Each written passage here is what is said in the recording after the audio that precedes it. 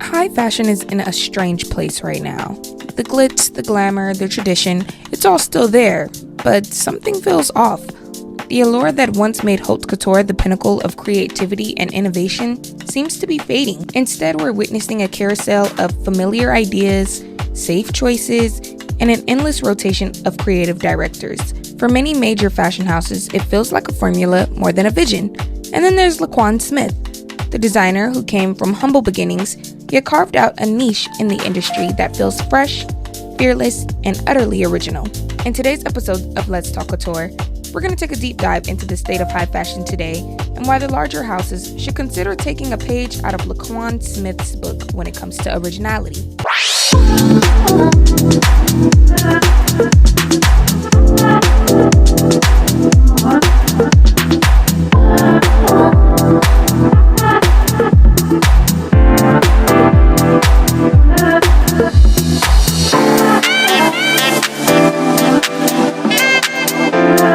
Over the last decade, high fashion has become an exercise in reactivity rather than proactivity.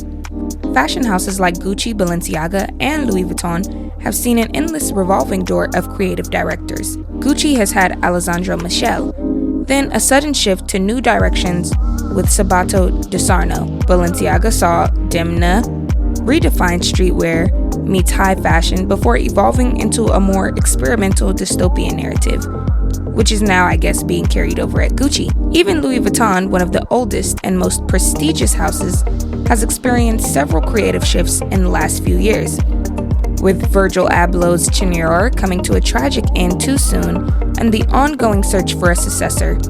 All of this movement, while exciting on the surface, also introduces a dilemma: repetition, and not in a way that celebrates iconic styles or reworks a heritage, but in the sense of each creative director trying to outdo one another, often without a distinct point of view or brand identity. What used to be a house of visionaries now feels like a game of musical chairs, an effort to maintain relevance, sure, but at the cost of authenticity. And then there's Laquan Smith. In an industry that is often obsessed with the future, with novelty, and with reinvention, Laquan's work taps into something timeless: boldness, sensuality, confidence. His designs are sleek but never sterile, edgy but never pretentious. Smith doesn't merely lean into what's trending. Instead, he carves out his own lane, blending the glamorous with the gritty, streetwear with couture, and always with an unapologetically modern edge. Unlike many of his peers, Smith has built a brand that feels personal, not corporate. It's clear that he's not only trying to sell garments, he's telling stories, creating moods, evoking emotions. The woman who wears Laquan Smith doesn't just wear clothes, she becomes the narrative. His designs, often celebrated for their architectural beauty and innovative silhouettes, are filled with drama, but in a way that feels uniquely his. One might argue that Laquan's success lies in his ability to remain true to his vision. Fashion houses today seem caught in an endless chase to stay relevant. The problem? In chasing relevance, they often lose authenticity. They're creating for an audience that may not even exist yet, based on predictions of who might care about what's next, rather than a clear statement of who they are. Where is the space for experimentation?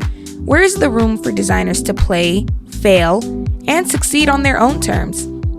High fashion right now feels like a constant conversation of what will work commercially instead of what do I believe in. Laquan Smith, by contrast, is not just navigating this industry, he's reshaping it on his own terms.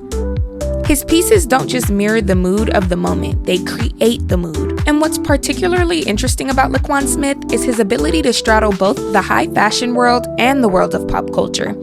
His celebrity clientele includes stars like Beyonce, Kim Kardashian, Ice Spice, not because he's chasing the fame game, but because his work embodies the moment. Laquan's clothing speaks to both the fashion elite and the modern consumer. It transcends both markets effortlessly. In a time where the fashion world seems overly obsessed with exclusive design choices, Laquan shows that you can have commercial success without compromising artistry. His pieces feel luxurious and wearable at the same time, a rare feat in today's couture-heavy industry. He's able to stay true to his aesthetic and consistently deliver collections that don't feel like corporate vision, but rather a direct, passionate expression of what fashion should be. As high fashion continues to evolve, it's essential that designers remember the core of what they do: storytelling. Too many brands today are operating in the shadow of their past glories, perpetuating a cycle of repeatable success at the expense of new, original ideas. But Laquan Smith shows us that it is possible to innovate without abandoning the true spirit of fashion, to break free from the confines of a corporate boardroom and go back to designing for the love of it. In a world of fleeting trends, maybe it's time for bigger fashion houses to take a page from Laquan Smith's book, because originality is not something you can keep recycling. It's something you have to own from the inside out. Thank you for watching this episode of Let's Talk Couture. I have been your host, Akira Leigh, and I look forward to seeing you next time.